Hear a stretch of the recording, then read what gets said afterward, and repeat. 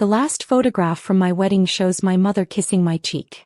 Her lipstick left a raspberry smudge on my skin that I didn't wipe off until 3 in the morning, sitting alone in the honeymoon suite, listening to my husband laugh in the room next door with the woman he'd been sleeping with for 4 years. That photograph is framed now. Not because I treasure it. Because I need to remember exactly what my mother's face looked like when she was pretending. My name is Reese Callahan. Well, it was Reese Callahan. For exactly 7 hours I was Reese Davenport. Now I'm something else entirely. Something they created but couldn't control. I should tell you about the wedding. Not because it matters. It doesn't, not anymore. But because you need to understand how perfectly they staged everything. How meticulously they'd rehearsed their roles while I floated through the most important day of my life believing I was loved. The dress cost $4,000. My grandmother's wedding dress, altered to fit me with hand-sewn pearls along the bodice that my aunt spent 3 months reattaching after the original thread gave way.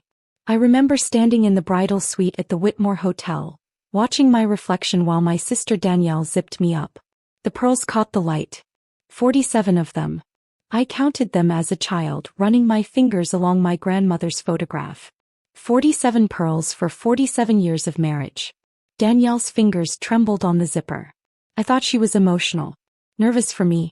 I turned around and caught her face before she could rearrange it, and there was something there. Something wrong. A tightness around her eyes. A strange distance, like she was looking at someone she used to know. "You okay?" I asked. She smiled. But the smile arrived a half-second too late, the way smiles do when people have to remember to put them on. "Just thinking about how fast everything happened," she said. "You and Marcus. 18 months from first date to wedding. That's quick. When you know, you know." She nodded. She didn't say anything else. I should have asked more questions. But I was 29 years old, dressed in pearls that had survived half a century of love, about to marry a man who looked at me like I was the first sunrise he'd ever seen. Why would I look for shadows? Marcus proposed at his grandmother's lake house. We'd been dating for 11 months. He got down on one knee in the kitchen while I was making scrambled eggs, and the morning light was coming through the window at that perfect angle that turns ordinary moments golden. He didn't have a ring. He had a twist tie from a bread bag wrapped around his finger, and he said, "I'll get the real one tomorrow." I just couldn't wait another day. I said yes with a spatula in my hand and eggs burning on the stove. That's the woman I was. A woman who didn't need the ring to say yes. A woman who believed that love meant what it looked like. The ceremony was beautiful. 200 guests at the Whitmore's garden pavilion, hydrangeas and roses cascading from iron archways. A string quartet playing Debussy because Marcus said he wanted our first moment as husband and wife to sound like something from a dream. My father, Robert Callahan, the man who taught me to throw a baseball and balance a checkbook and believe that family meant everything, walked me down the aisle. He squeezed my arm twice before letting go. Our secret signal since I was a child, meaning, "I'm proud of you." He squeezed it 3 times at the altar. I didn't think about it then. I thought maybe he was just overcome. But 3 squeezes. We never had a 3-squeeze signal. I looked at his face as he handed me off to Marcus, and there it was again. That distance. That strange, rehearsed quality to his smile. But Marcus was reaching for my hand. And Marcus was crying. Actual tears rolling down his cheeks. And the officiant was beginning to speak. And my mother Helen was dabbing her eyes in the front row next to my sister. And everything was exactly what I'd imagined since I was 6 years old watching my grandmother's wedding video on a static-filled VHS tape. "I do," Marcus said. His voice cracked on the word, "do." I thought it was emotion. I thought I was marrying a man so in love with me that he couldn't even get 2 syllables out without breaking. It wasn't emotion. It was something else entirely. The reception lasted 4 hours. I danced with my father, my new father-in-law, my brother-in-law, and finally, endlessly, with Marcus. He held me close during our first dance, his lips brushing my ear as the band played something soft and slow. "I love you," he whispered. "I'll always love you. No matter what." I pulled back and looked at his face. That's a strange thing to say on our wedding day. He smiled. But the smile didn't reach his eyes. "I just mean, you're everything to me. Even when things are complicated. You're everything." "Nothing's complicated," I said. "We're married. We're starting our life. What could be complicated about that?" He kissed my forehead. Didn't answer. At 11 o'clock, the reception ended. My mother Helen hugged me tight. Too tight, her arms locked around my back like she was memorizing the feeling. I could feel her ribs trembling. My father Robert shook Marcus's hand without making eye contact. My sister said congratulations, then excused herself to use the restroom and didn't come back for 20 minutes.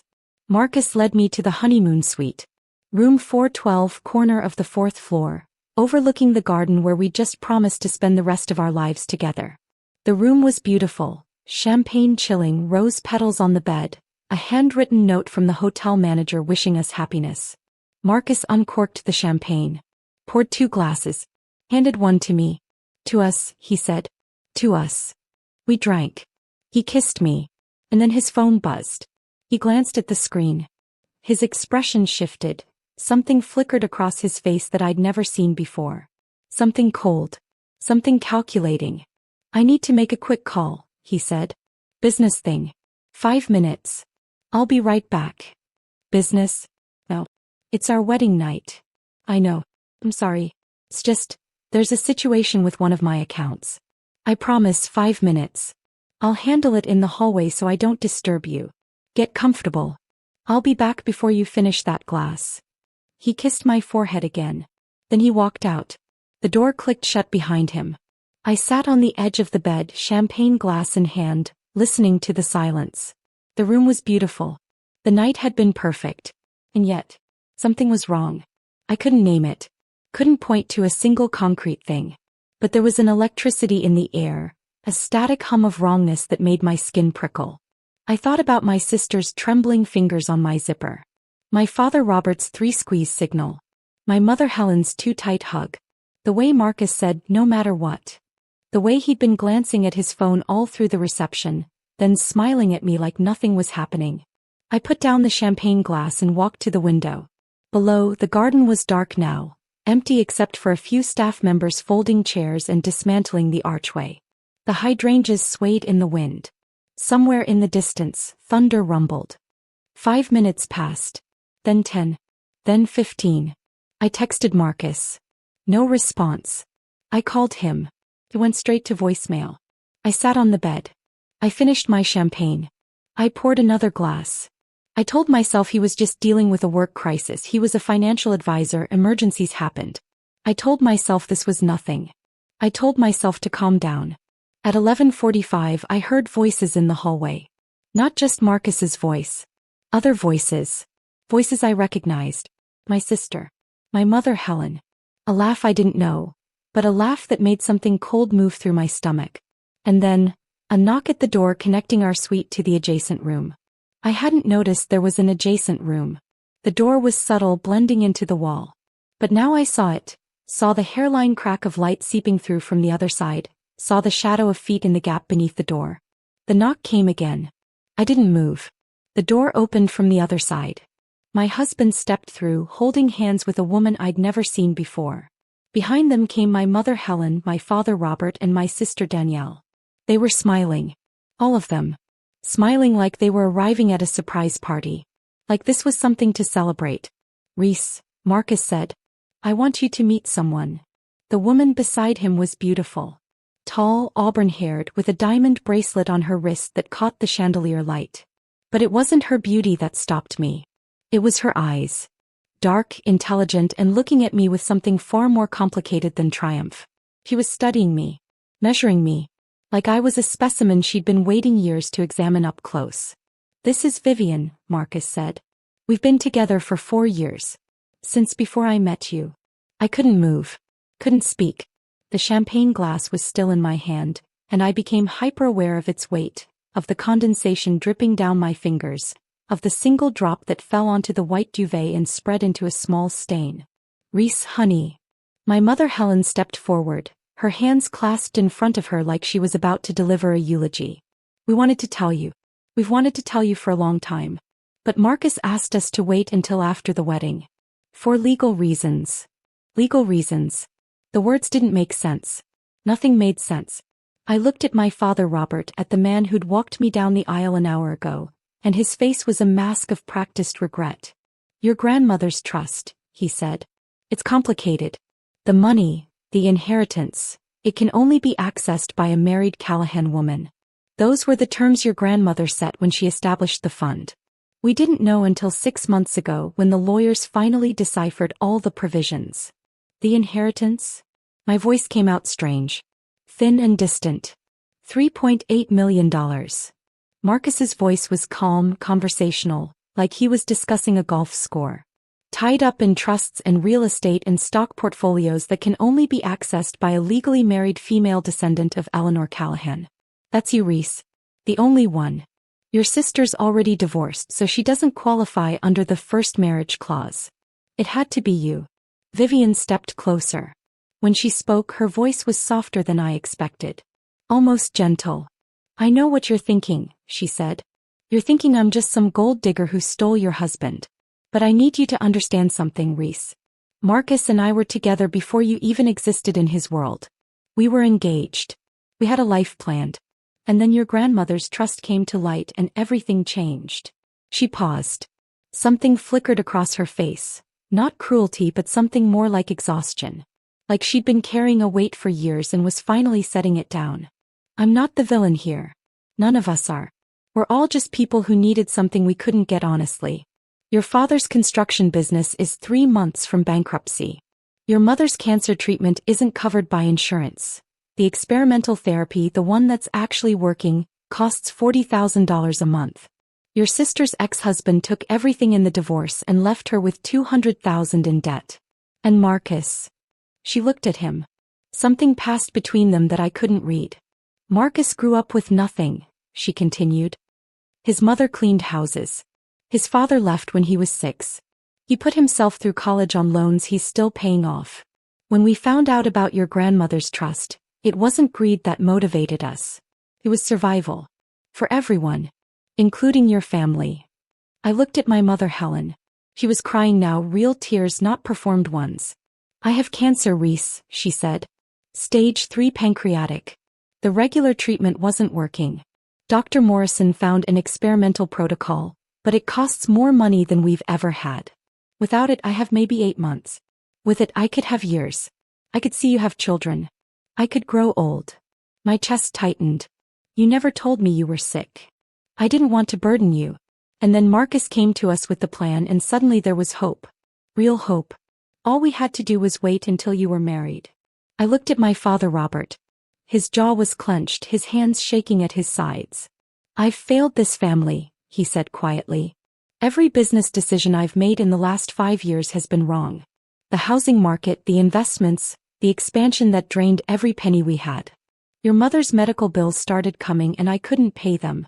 I took out loans against the house, against the business, against everything. When Marcus approached me with this idea, I didn't see a con. I saw a way to save your mother's life. To save all of us. Danielle hadn't spoken. She was standing near the door, arms crossed, staring at the floor. Danny, I said. She looked up. Her eyes were red, but her voice was steady. I'm not going to give you a sob story, she said. Yes, I'm broke. Yes, Derek destroyed me financially. But that's not why I did this. I did it because Mom is dying and Dad is drowning, and you're standing there in Grandma's pearls with $3.8 million tied up in a trust you didn't even know about. You would never have touched that money, Reese. You would have let it sit there while Mom died and Dad went to prison for tax evasion. You're too proud. Too righteous. So we made the choice for you. The room was silent. I sat down on the edge of the bed, rose petals crushing beneath me. My legs had stopped working. Marcus knelt in front of me. His face was close and I could see something in his eyes I'd never noticed before. A hardness. A wall. I didn't fake everything, he said quietly. I know you think I did, but I didn't. Parts of it were real. The way we laughed. The conversations. That night at the lake house when we stayed up until 4 a.m. talking about our childhoods. That was real. But you didn't love me. He paused. I loved what you represented. Safety. Stability. A family that wasn't broken. And I loved Vivian. I always loved Vivian. But I couldn't give her the life she deserved on a financial advisor's salary. I couldn't give her anything. Vivian moved closer. She put a hand on Marcus's shoulder, and the gesture was so intimate, so practiced, that I felt something twist in my stomach. The money isn't just for us, she said. It's for all of them. Your family. We've already worked out the distributions. Your parents get 1.2 million, enough to pay off everything and cover your mother's treatment for years. Your sister gets 400,000 to clear her debts and start over. Marcus and I take the rest to build our actual life. And you? I get nothing. You get to keep your family, Marcus said. You get to watch your mother survive. You get to know your father isn't going to prison. That's not nothing, Reese. I stood up. The room swayed and I grabbed the bedpost to steady myself. You need me to sign documents, I said. That's why you're telling me this now. You need my cooperation. The lawyers arrive at 9 tomorrow morning, Vivian said. Power of attorney. Asset transfer agreements. Trust access forms. You sign, we file, and within 6 weeks the money moves. Then Marcus files for divorce, we get married, and everyone moves on with their lives. And if I don't sign? The room went cold. Vivian's expression changed. The gentleness evaporated, replaced by something harder. Your father's business owes $700,000 in back taxes, she said. One anonymous tip, and the IRS opens an investigation that ends with him in federal prison. Your mother's insurance claims have inconsistencies. Small ones, but enough. One phone call to our contact at the insurance company, and they find discrepancies. Fraud charges. Her coverage canceled. A dying woman in court with no treatment. My mother Helen made a small sound. My father Robert's face went gray. You wouldn't, I said. Vivian smiled. It wasn't a cruel smile. It was worse than that. It was patient. We've been planning this for 4 years, Reese. 4 years of research, preparation, and contingencies. Marcus dated you for 18 months. Do you know how long that is? How many dinners, how many weekends, how many conversations about nothing? He committed 18 months of his life to this. Vivian and I had to watch the man I love pretend to love someone else. Every kiss you shared, every I love you he whispered, I was waiting. Believing it would be worth it. She stepped closer. Close enough that I could smell her perfume. Something expensive, floral. So yes, she said. If you don't cooperate, we'll make things difficult. Not because we want to, but because we've invested too much to walk away empty-handed. They left through the connecting door. One by one. My father Robert paused at the threshold, looking back at me with something that might have been shame. I'm sorry, Reese, he said. I really am. But when your mother was diagnosed and the doctor told us how much time she had left, I would have done anything. I would have done worse than this. My mother Helen touched my arm as she passed. Please, honey. Please just sign the papers. For me. Then they were gone. The connecting door clicked shut. I sat on the bed for a long time. The champagne stain dried on the duvet. The rose petals wilted in the heat. Outside, the storm finally broke, rain lashing against the windows with a fury that matched something building inside my chest. I didn't cry. I wanted to, I could feel the pressure behind my eyes, the tightness in my throat, but the tears wouldn't come. Something in me had hardened. Something had shifted. At 2 a.m, I pulled my phone from my purse and started recording. Just in case. Just in case they came back and said anything else I could use. Then I picked up my laptop and tried to research. But I didn't find anything useful that night. The trust documents weren't online. The county records were inaccessible without proper credentials. Every search for Eleanor Callahan trust provisions led to dead ends, paywalled databases, or irrelevant results. At 4 a.m, exhausted and desperate, I remembered something. When I was 12 years old, my grandmother gave me a wooden box. It was small, maybe 6 inches across, with a brass lock and no key. She'd pressed it into my hands on the last day I saw her alive. Don't open this until you need it, she'd said. You'll know when. I'd kept the box for 17 years. Never opened it. The lock was old and I'd lost interest in the mystery long before I became an adult. It was sitting in my apartment closet, buried under shoe boxes and forgotten memories. I didn't sign the papers in the morning. When the lawyers arrived at 9, 3 of them in matching gray suits with briefcases full of documents, I was already gone. I'd left the hotel at 6, driven to my apartment and started tearing through my closet. The box was where I'd left it. Dusty, forgotten, still locked. I broke the lock with a hammer. Inside I found a single sheet of paper. Handwritten. My grandmother's elegant cursive, now faded to a pale brown. Read. My dearest Reese. If you're reading this, then they've come for the money. I always knew they would. Not because I thought poorly of them, but because I understood what desperation does to people. I've seen it before. This letter is not a map to the treasure. It's a warning. The trust documents filed with the family lawyers are incomplete. The real provisions, the ones that protect you, are stored at the Hamilton County Courthouse, in the original 1987 filing. Section 14. Read it carefully. I loved you best because you reminded me of myself. Trusting. Hopeful. Blind to the vultures circling overhead. But you are stronger than you know. You have my blood. And my blood does not surrender. Use what you find. Protect yourself. And remember, the best revenge is becoming someone they cannot touch. With all my love, Grandma Eleanor. My hands were shaking. The Hamilton County Courthouse was 40 minutes away. I drove there in silence, my mind racing, my grandmother's letter tucked into my pocket. The records office was staffed by a single elderly clerk who looked at me like I was interrupting his retirement.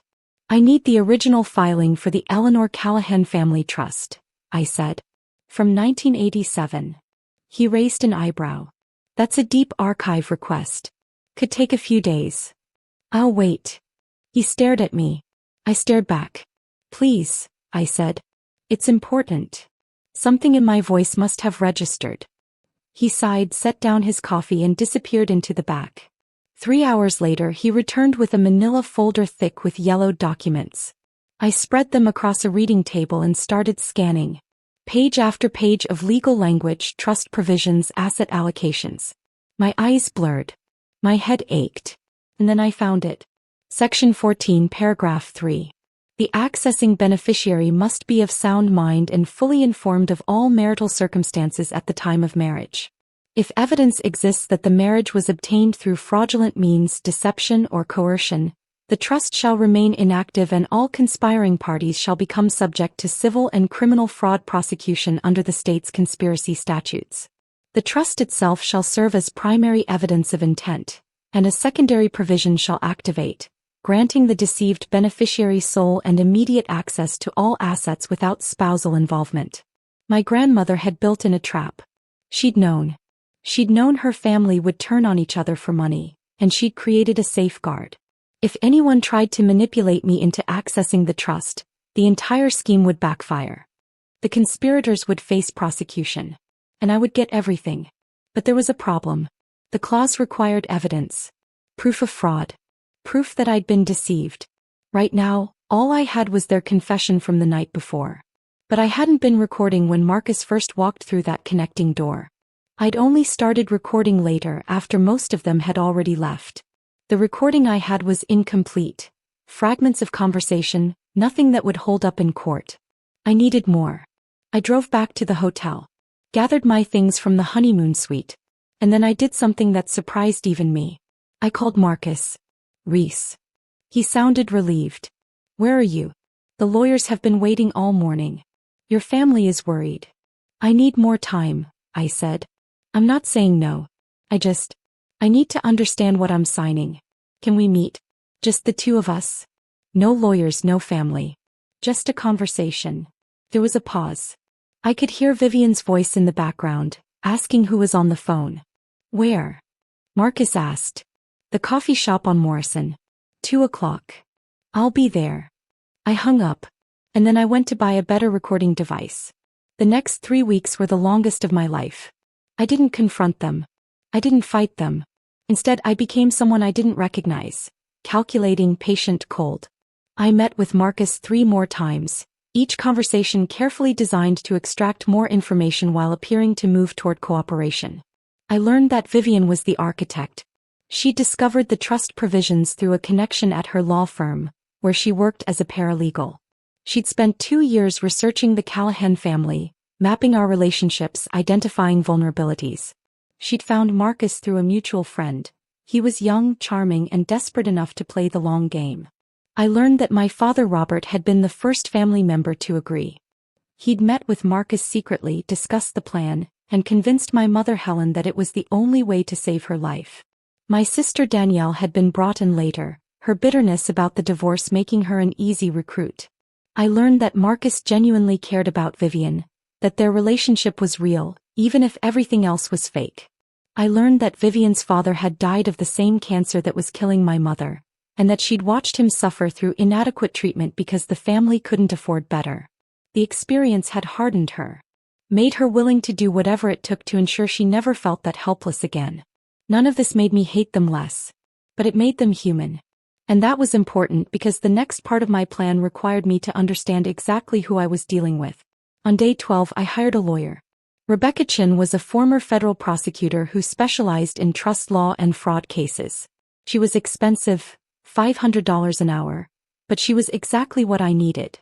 The clause is ironclad, she said after reviewing my grandmother's documents. If you can prove the marriage was obtained through fraud, the trust reverts to your sole control. But you need evidence. Solid evidence. The recordings you have so far are circumstantial. What would count as solid evidence? Documentation of the conspiracy. Communications between the parties. Financial records showing preparation for the fraud. And ideally, a witnessed confession. Something recorded in a context where they believe they've already won. How do I get that? Rebecca smiled. It wasn't a warm smile. You let them think they've won. On day 16, Marcus showed up at my apartment unannounced. It was 11 at night. I was in sweatpants, eating cereal, watching reality television and pretending my life hadn't collapsed. The knock on the door made me freeze. I checked the peephole. Marcus. Alone. I opened the door 2 inches, keeping the chain engaged. What do you want? Can I come in? We need to talk. Talk from there. He sighed. Vivian is getting impatient. She's talking about accelerating the timeline. Moving forward with the threats against your parents. So you came here to threaten me? No. He ran a hand through his hair. I came here to warn you. I know you're stalling. I don't know what you're planning, but I know you're not just processing. You're too smart for that. Maybe I'm just scared. You're not scared. I've never seen you scared, not once in 18 months. You're something else. Something I didn't account for. He stepped closer to the door. Close enough that I could see the exhaustion in his eyes. I like you, Reese. Always did. Not the way I love Vivian, but genuinely. You're kind. You're honest. You're everything I pretended to be and actually aren't. If there was any other way. There isn't. I know. He was quiet for a moment. Just be careful. Vivian isn't patient. And when she loses patience, things get ugly. Your mother's insurance audit? That's real. She's already made the call. It's just waiting to be activated. He turned and walked away. I closed the door. Then I checked my recording device to make sure it had captured everything. On day 19, someone broke into my apartment. I came home from a meeting with Rebecca to find my front door ajar. Inside, every drawer was open. Every cabinet ransacked. My laptop was missing. So was the wooden box my grandmother had given me, the one that had held her letter. The letter itself was in my pocket. I'd been carrying it everywhere, afraid to leave it unguarded. But they didn't know that. I called the police. Filed a report. Watched 2 board officers take photos and dust for fingerprints they would never actually analyze. Any idea who might have done this? One of them asked. No, I lied. No idea. That night, I didn't sleep in my apartment. I checked into a motel 30 miles outside town, paid cash, and spent the night staring at the ceiling, running through every possible scenario. They were getting desperate. Vivian's patience was running out. The longer I stalled, the more dangerous they became. I needed to move faster. On day 21, I called my mother, Helen. Reese. He sounded tired. Weak. I'm so glad you called. Are you okay? Your father told me about the break-in. I'm fine. I'm ready, Mom. I've thought about it and I'm ready to sign the papers. Silence on the other end. Really? Her voice cracked. Really, honey? I don't want you to die, I said. I don't want Dad to go to prison. I don't want any of this to keep going. I just want it to be over. He was crying now. Thank you. Thank you, Reese. I know this is hard. I know we've hurt you. But this is the right thing. For everyone. I want to do it properly, I said. Formally. With the whole family present. At the house. Saturday afternoon. We'll sign the papers and then we can all move forward. Saturday. Yes. Saturday is perfect. I'll tell Marcus. I'll tell everyone. And Mom. Yes. I love you. Even after everything. I still love you. She was sobbing when I hung up. I felt nothing. Saturday arrived gray and cold, the first hint of winter in the air. I drove to my parents' house, the house where I'd learned to walk, where I'd celebrated every birthday until I left for college, and parked down the street. Through the living room window I could see them preparing. Setting out documents on the dining table. Arranging chairs. Opening champagne. They were celebrating. They thought they'd won. At exactly 2 o'clock I walked through the front door. They were all there. Marcus, Vivian, my parents, my sister. 3 lawyers in matching gray suits. A notary in the corner, stamp at the ready. And 2 people I didn't recognize. Men in casual clothes standing near the back door like they were guarding it. I noticed them immediately. Noticed the way their eyes tracked my movement.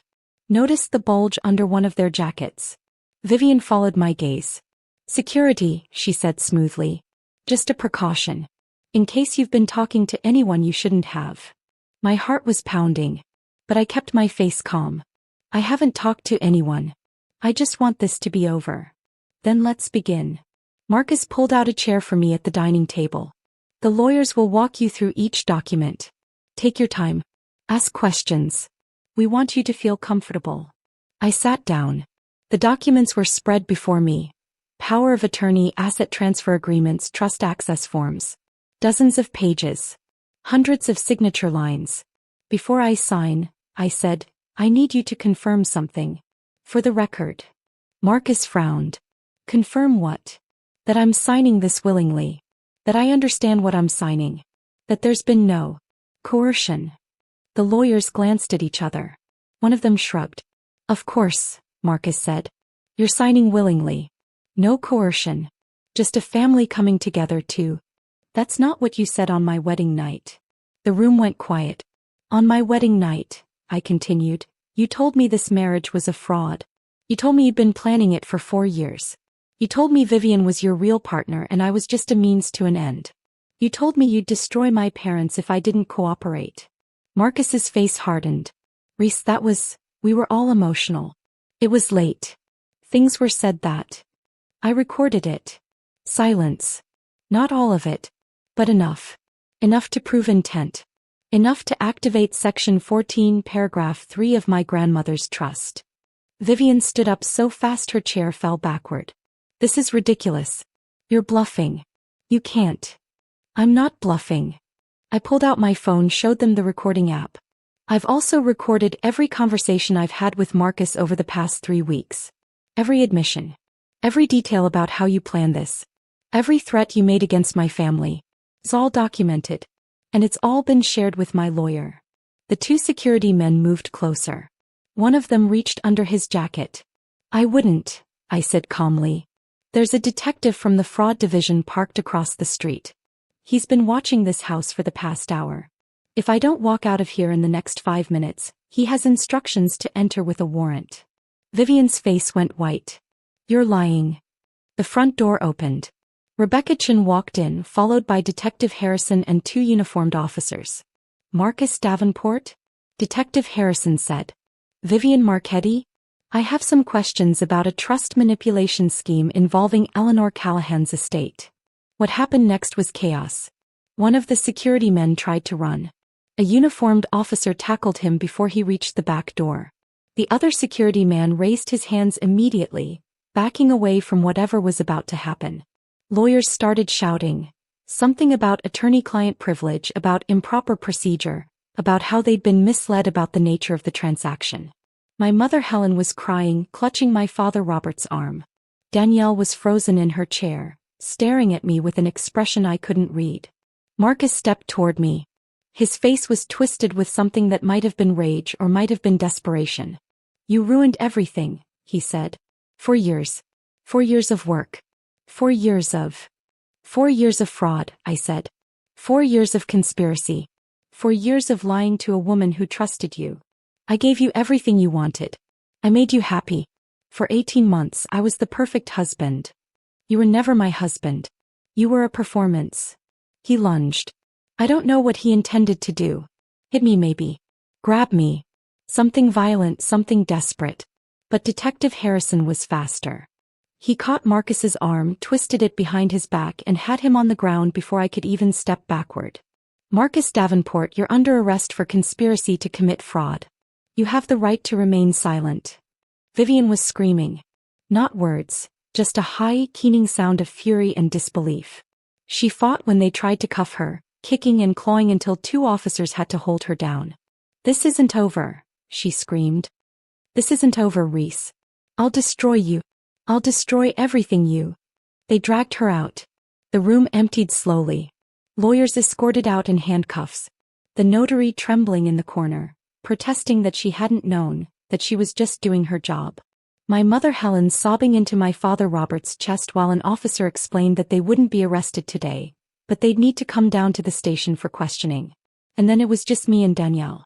She was still sitting in her chair, still staring at me with that unreadable expression. You planned this, she said quietly. This whole thing. The call, the meeting, the documents. You planned it. You spent 4 years planning how to take everything from me, I said. I had 3 weeks. And the recording? From the wedding night. I started recording after you all left. But it captured enough. Marcus coming back to check on me. Vivian calling to gloat. Little pieces that added up. But the clause. Grandma's clause. How did you even know to look for it? I reached into my pocket and pulled out the letter. My grandmother's handwriting, faded but still legible. Danielle read it. Her face crumpled. She knew, she whispered. She always knew we'd do something like this. She knew what desperation does to people. She said so herself. Danielle set the letter down. Looked at me with something that might have been regret. I'm sorry, she said. I know that doesn't mean anything. I know I can't undo what I did. But I'm sorry. I didn't respond. I really was going to tell you, she continued. On the wedding morning. When I saw you in that dress looking so much like Grandma, I almost told you everything.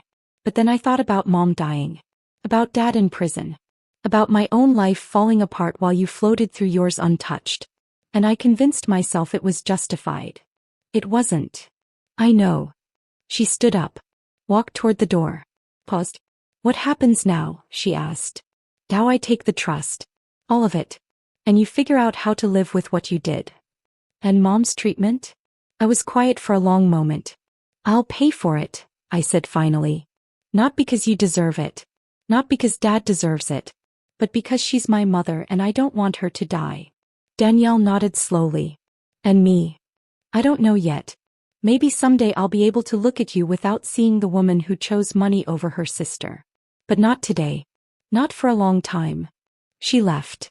I stood alone in my childhood living room, surrounded by documents that would never be signed, and felt something strange and unfamiliar settle into my chest. The legal battle took 18 months. Marcus and Vivian fought every charge, hired expensive lawyers, claimed entrapment and misunderstanding and a dozen other defenses that crumbled under the weight of evidence. The recordings I'd made. The financial documents Rebecca subpoenaed. The testimony of the notary who turned state's witness in exchange for immunity. Marcus received 8 years. Vivian received 6. Her lawyers couldn't argue diminished culpability when the evidence showed she'd been the architect all along. My parents were charged as co-conspirators but reached plea agreements. Probation. Community service. Restitution payments that would take them decades to complete. My father Robert's construction business was seized to pay back taxes, but he avoided prison. My mother Helen's cancer treatment continued. I paid for it anonymously, through a medical trust one established specifically for that purpose. She never knew the money came from me. I preferred it that way. Danielle reached out twice during the trial. Both times I deleted the message without reading it. After the verdicts, I sold everything connected to my old life. The house my grandmother left me. The furniture, the jewelry, the cars. I kept only one thing. The 47 pearls from the wedding dress, now rest-strung on a platinum chain. I moved to Lisbon. I'd never been to Portugal. Never been anywhere, really. I'd spent my whole life in the same town, surrounded by the same people, trusting the same lies. But Lisbon was beautiful and strange and mine in a way nothing had ever been before. I bought an apartment with a view of the Tagus River. Learned Portuguese. Made friends with my neighbors. An elderly couple who'd been married for 60 years and still held hands when they walked to the market. I started writing. Not about my family at first. Not about the revenge or the trial or the 18 months of legal warfare. I wrote about my grandmother. About her life, her wisdom, the stories she'd told me that I'd never fully understood until now. I wrote about the woman who loved me enough to prepare me for betrayal. Who knew her own family would turn on each other for money, and built in a safeguard to protect me. Who left me a letter in a locked box, trusting that I'd know when to open it. The book took 2 years to finish. The dedication read, "For Grandma Eleanor, who taught me that the best revenge is becoming someone they cannot touch." It became a bestseller. My family saw it, of course. Read every word. Recognized themselves in the pages, even though I'd changed the names and the details. My mother Helen sent a letter, long, rambling, full of apologies and explanations and requests for reconciliation. She was in remission now. The treatment had worked. She had years ahead of her. I didn't respond. My father Robert showed up in Lisbon once. I saw him from my apartment window standing across the street looking up at my building. He stood there for an hour, then left without knocking. Danielle's letters kept coming. Monthly at first, then quarterly. Each one a little more raw, a little more desperate. She'd remarried. Had a daughter. Named her Eleanor after our grandmother. I still didn't respond. Some wounds don't heal. Some shouldn't. On the second anniversary of the trial verdicts, I walked to the Tagus River at sunrise. The water was turning gold and pink and fishermen were casting lines from the shore, and somewhere nearby a church bell was ringing. I thought about the woman I'd been. The bride in her grandmother's pearls, so full of hope, so certain she'd found love. I thought about the woman I'd become. I touched the pearls around my neck. All 47. And I realized something. For the first time in my life I wasn't angry. Wasn't bitter. Wasn't rehearsing confrontations or imagining what I'd say if I ever saw them again. I was just free. They'd taken everything from me. My trust, my family, my faith and love. And somehow in the wreckage I'd found something better. A life I'd built myself. A strength I didn't know I had. A grandmother's legacy that turned out to be worth more than any inheritance. The sun rose higher. The river turned from gold to silver. The fishermen hauled in their catches and called to each other in Portuguese, words I now understood. I walked back to my apartment. Made coffee. Sat at my desk. And I started writing again. Not about the past. About the future. About a woman who lost everything and discovered that was exactly what she needed. Because here's the truth about revenge. It's not about making them pay. It's not about watching them suffer. It's not even about justice, whatever that means. Revenge is about becoming someone they never thought you could be. Someone stronger. Someone smarter. Someone who can look back at the worst night of their life and say, "Thank you. Thank you for showing me who you really were. Thank you for setting me free." My grandmother understood that. It took me 30 years, a fraudulent wedding, 18 months of legal warfare and $3.8 million to learn it. But I learned it. And that's the only ending that matters. The pearls around my neck catch the light as I write this. 47 of them. 47 lessons. 47 reasons why I'm still here, still standing, still winning. They took everything from me on my wedding night. But I got something better. I got myself back.